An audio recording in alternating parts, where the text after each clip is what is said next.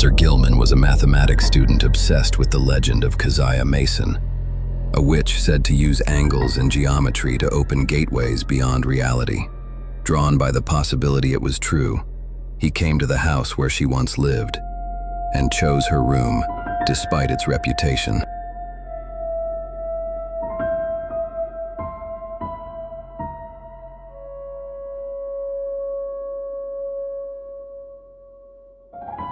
Ezrin, Holy Father, keep this place in your light. Drive out the witch and all that walks with her. She has no power here, no power in this room. Protect us from what hides in the dark. Amen. Walter Gilman found himself drawn to the strange angles of the room, where the ceiling sloped and the walls leaned inward. They weren't random. There was a pattern, something deliberate. He began to study them, certain they held a deeper mathematical meaning. Near the base of the wall, Walter Gilman noticed a small rat hole, nothing unusual at first glance, yet something about it unsettled him. Should keep you.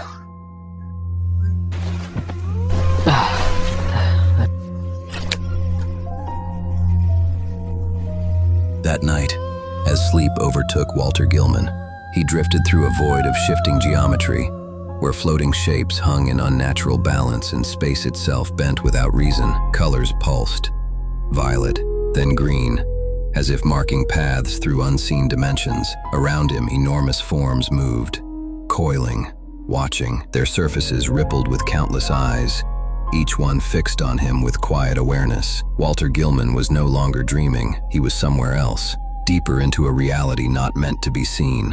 Walter Gilman jolts awake, breathing hard and trembling from the dream. As his eyes shift to the wall where the towel now lies completely pushed aside, and the hole stands open again, as if something forced its way through. Walter Gilman moved slowly about the room, his eyes fixed on the strange angles where the walls and ceiling met. There was something deeply unnatural in their design, lines that seemed to converge where they should not, forming patterns that felt almost intentional.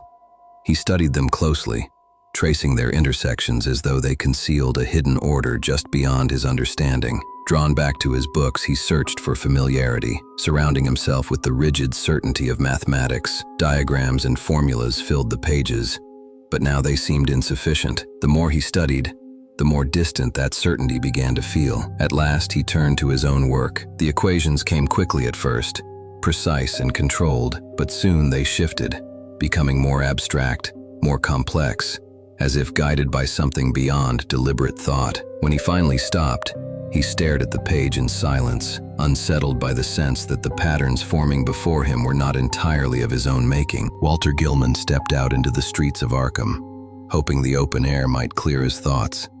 He walked along the narrow roads, passing quiet houses that seemed to lean inward, as though watching him pass. Crossing a worn bridge, he paused briefly, staring into the dark water below, unsettled by a faint sense of disorientation he could not explain. He continued on, the rhythm of his steps steady, yet his mind remained elsewhere, still caught in the geometry of that room. As he passed a narrow alley, something made him slow. He glanced into the darkness, expecting nothing, yet unable to move on. Mr. Gilman! What? You're in that room, yes? The one with the crooked wall. She used those angles to go where she should not go. It's just an irregular structure. Old houses settle. There's nothing supernatural about it. May God protect you, Mr. Gilman. I have to go.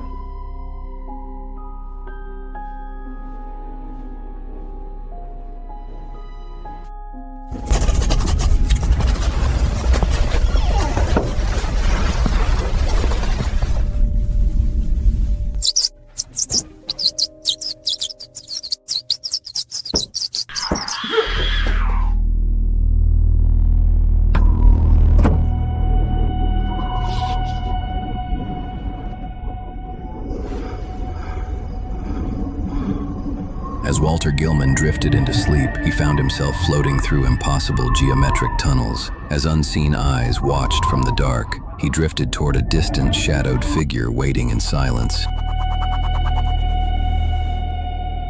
Brown Jenkin full of crumbs. I smell supper. Hush now.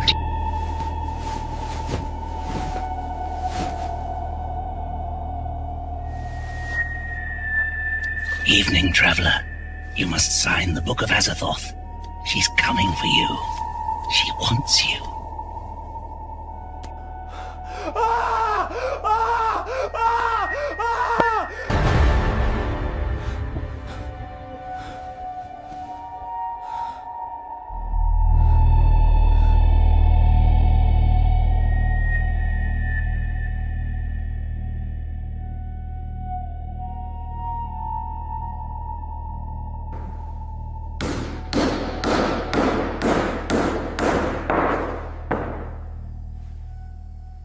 Walter Gilman sat in class, his eyes heavy and unfocused, as if sleep had only made things worse. The professor's voice droned on, distant and hollow, slipping past his understanding. He shifted uneasily, a cold sense of dread creeping through him, as though something had followed him out of the dream and into the waking world. Gilman, I'd like to have a word with you. Oh. Yes, sir. I have some really good bourbon. Come. I used to live in your room. Have you begun having dreams? Dreams that don't feel like dreams? I've had dreams, yes. But nothing unusual. Just the mind working through strain. No, not like that. I mean the kind that stay with you, the kind that feel real when you wake up. They're vivid, I'll admit that. Geometric. Structured, almost. But there's nothing supernatural about it. You've seen it, haven't you? That thing in the walls, crawling, watching you. I've seen something, yes. But that doesn't mean it's real. I don't believe in that sort of thing. You don't have to believe in it. It's already there. I appreciate your hospitality, but I really must be going now. May God protect you, Mr. Gilman.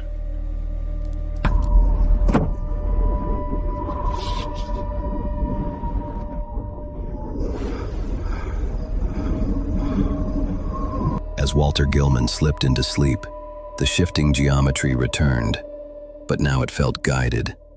He moved through impossible angles, carried forward without effort, and ahead of him scurried the thing, the same hideous creature from the night before. He recognized it at once.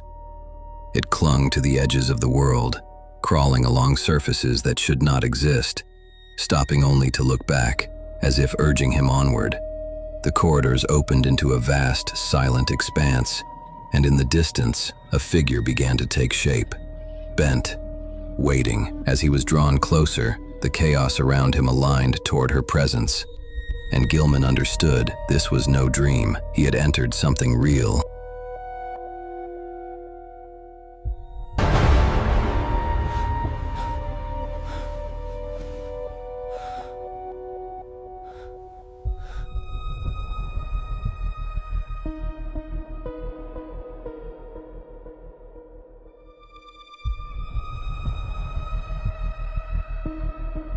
Walter Gilman awoke more exhausted than before, as though sleep had offered no rest at all. The images of the night clung to him with unnatural clarity. The angles, the movement, the thing that had guided him. He tried to return to his studies, but the symbols on the page seemed to twist into the same impossible patterns, resisting reason. Again and again, his thoughts drifted back to the room, to the walls, to what might lie just beyond them. Unable to focus, he left the house and wandered the streets of Arkham, hoping distance might steady his mind. He crossed the bridge, passed between silent houses, yet nothing felt entirely real. Even in daylight, a quiet unease followed him, as though something unseen still watched and waited for night to return.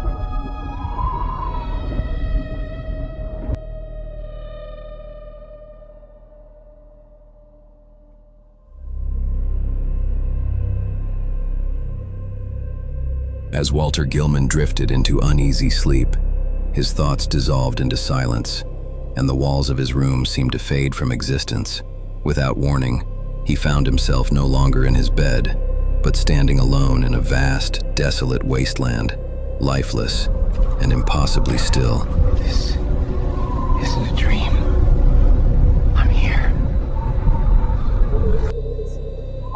What is that? You're late, dreamer. Stay back.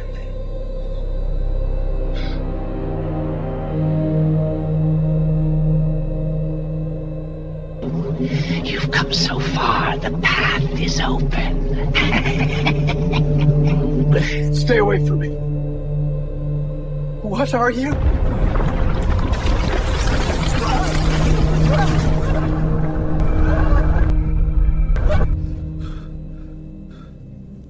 Walter Gilman's thoughts returned, again and again, to the angles of the room. What once seemed like flawed construction now demanded his attention. Each line, each intersection hinting at a pattern just beyond his grasp. He moved in restless circles, Where are you leading tracing them with his eyes, unable to look away. There was fear in him now, real, growing, but it was matched by something stronger. He needed to understand, whether it was madness or something far older, something real. He could not stop himself from searching for the answer. Walter Gilman tried to steady himself in class, forcing his attention back to the page, but the symbols would not remain still. Lines bent and shifted before his eyes, equations unraveling into strange, floating forms that drifted upward and dissolved into the air. When he left the building, the world itself seemed to betray him. Above the rooftops, the sky churned with unnatural green and violet swirls. Vast shapes emerged from the distortion, immense, writhing forms that could not exist. He recoiled, covering his eyes, trying to force it all away, trying to convince himself it wasn't real.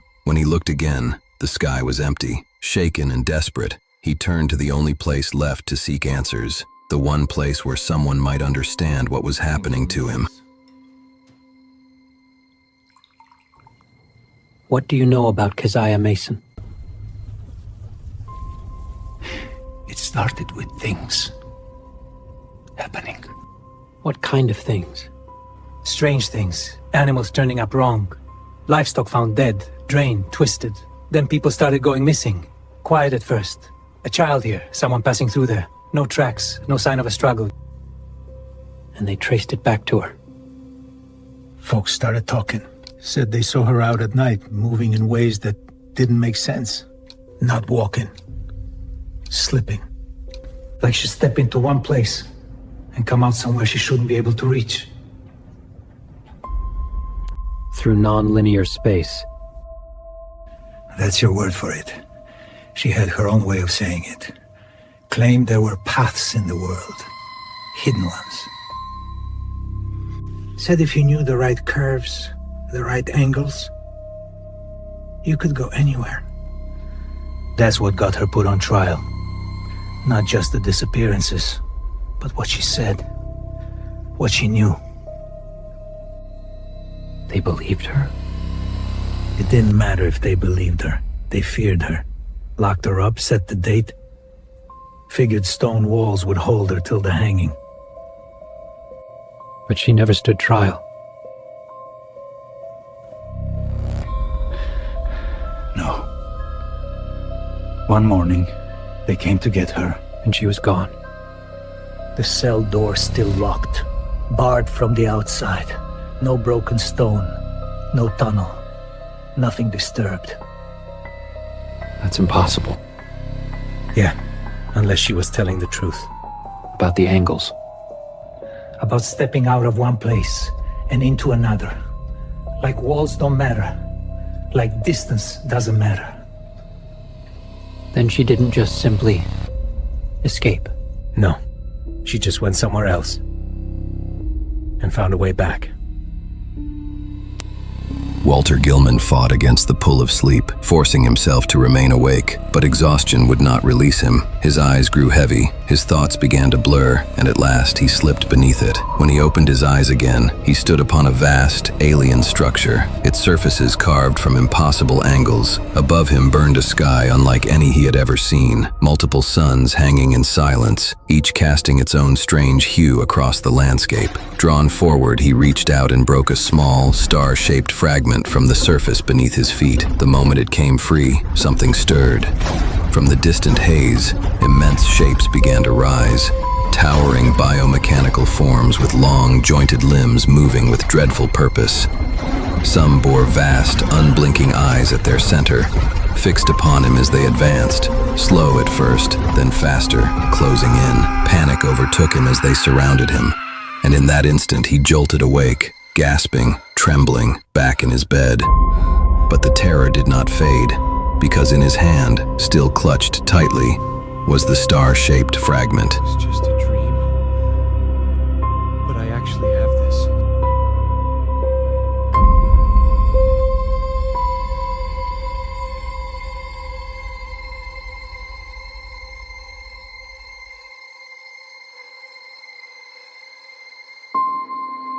Walter Gilman woke slowly, the weight of the night still pressing against his mind. But something felt different, something wrong. His gaze fell to his hand, and there it was, the star-shaped fragment, solid, real. He turned it carefully, studying its strange geometry, its surface catching the morning light in brief, unnatural flashes. It did not glow on its own, yet something about the way it reflected the light felt deliberate. He tilted it again, watching, testing, searching for some rational explanation, but none came. The object did not belong to his world, and he knew it. Whatever he had entered the night before had not been a dream, and whatever existed there could reach back. Walter Gilman turned the star-shaped fragment over in his hand, studying it, and feeling something he could not explain. It wasn't a force, not something that pulled at his body, but there was a direction in it, a quiet insistence, a sense that if he moved, it would know which way to go. He told himself he needed air, that he had been in that room too long, that this was nothing more than restlessness. But he did not leave the apartment at random. He followed the feeling. Out into the streets, he walked without urgency, letting the city carry on around him. Shops, passers-by, familiar corners, yet none of it held him. His path shifted subtly, step by step, guided by something just beneath conscious thought. Each turn felt unplanned, and yet correct. He was not being dragged, he was being led, and with every block the direction grew clearer. Walter slowed as he reached the mouth of the alley. In his hand, the star-shaped fragment caught the light. A faint violet glow began to pulse across its edges, subtle at first, then unmistakable. He stepped into the alley. Each step forward deepened the glow. The walls closed in, until there was nothing left but the narrow passage and the pull. Then he saw it. On the brick wall ahead, a crude design, chalked and uneven, yet precise in its intent. A star, surrounded by strange, intersecting angles. He raised the fragment. The violet light intensified. The space within the symbol shifted, stretched, and then opened. A tear in the wall. Beyond it, another place. A vast, alien landscape under 3 distant suns, just as he had seen the night before. The same impossible geometry, the same oppressive stillness, and then movement. From the distance, massive forms began to rise, biomechanical, spider-like shapes, their limbs unfolding as they turned toward the opening, toward him. They advanced, slow at first, then with purpose. Without thinking, he hurled the fragment into the opening. The moment it crossed the threshold, the portal faltered. The edges collapsed inward, the light dimming as if something essential had been removed. The world beyond shrank, folding back into itself. The spiders were nearly upon it when it closed. Gone. Only the wall remained, silent, unbroken, as if nothing had ever been there. Walter did not linger. The moment the wall fell silent, he turned and fled the alley. He reached the house without remembering how. The door gave way beneath his hands and he forced himself inside, slamming it shut behind him. But the silence that followed did not feel safe. It felt waiting.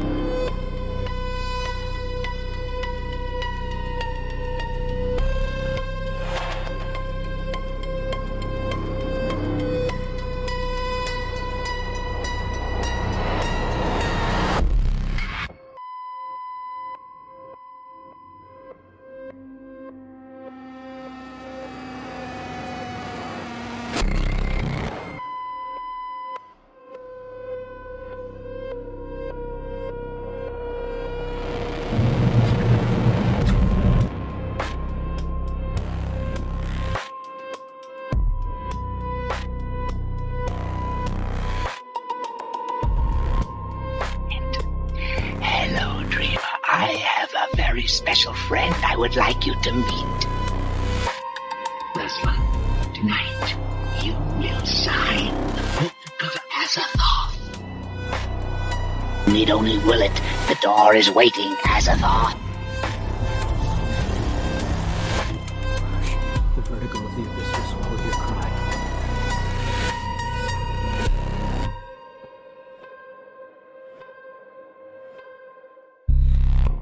Where am I? Oh my God, what is that?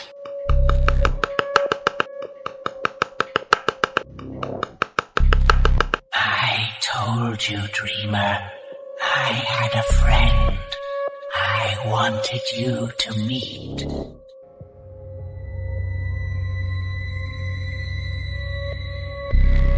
He points, you sigh.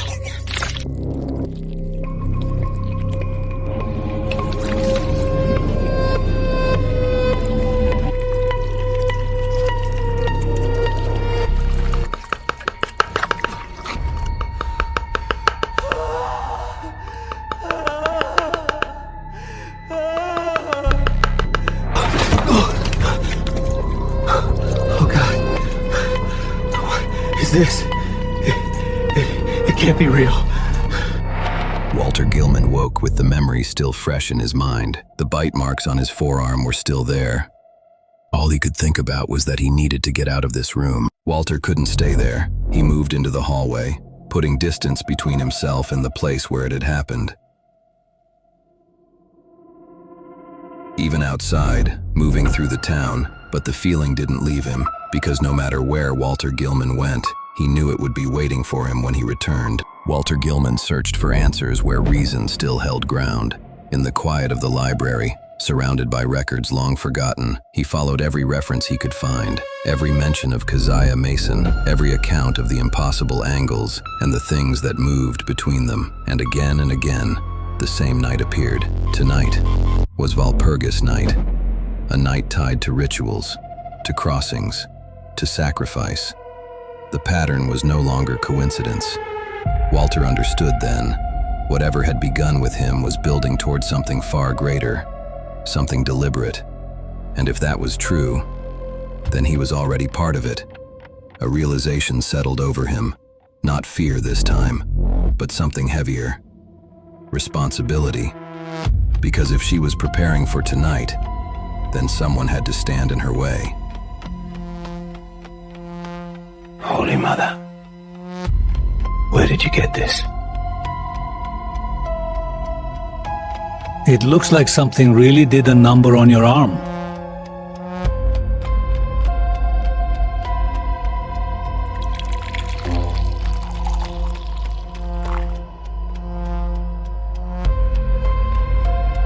You look worse than before. What happened to you? It's not just dreams anymore. I wasn't just seeing things. I was there. They took me again. The woman. And that rat thing? Brown Jenkin. They brought me somewhere. Another room. Like an attic, but wrong. The angles. They don't make sense. There was something else there this time. What kind of something? I don't know. Not a person. It didn't speak, it just pointed. At what? A book. And then that thing bit me. They forced my bleeding arm over the book. The Book of Azathoth. You need to leave that room immediately. I've been doing research. Tonight is Walpurgis night. She's planning something bigger than all of this. And I might be the only one who can stop her.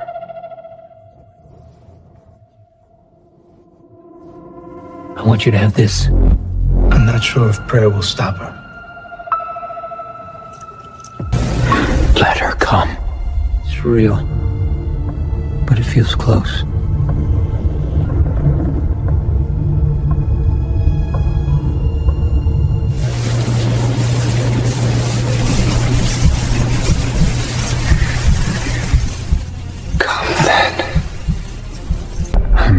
Not running. I know you're here. Show yourself. Keziah. What is this place? Come here. Come in. I can hear you. This isn't my room. Oh, God.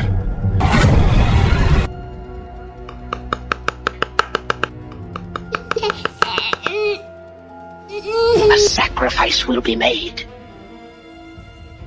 I will spill the blood and you will collect it. What are you doing, boy? I won't let you! Drop the knife, my sweet boy.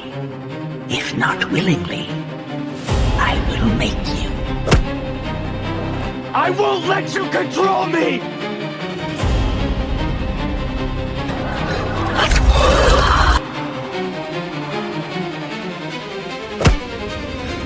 Stay back. Now you die, dreamer. No! This ends now! Still not done. Stay down! Is that all you got? 3 weeks on down, sweet boy. What's the matter? Can't you squeeze any tighter?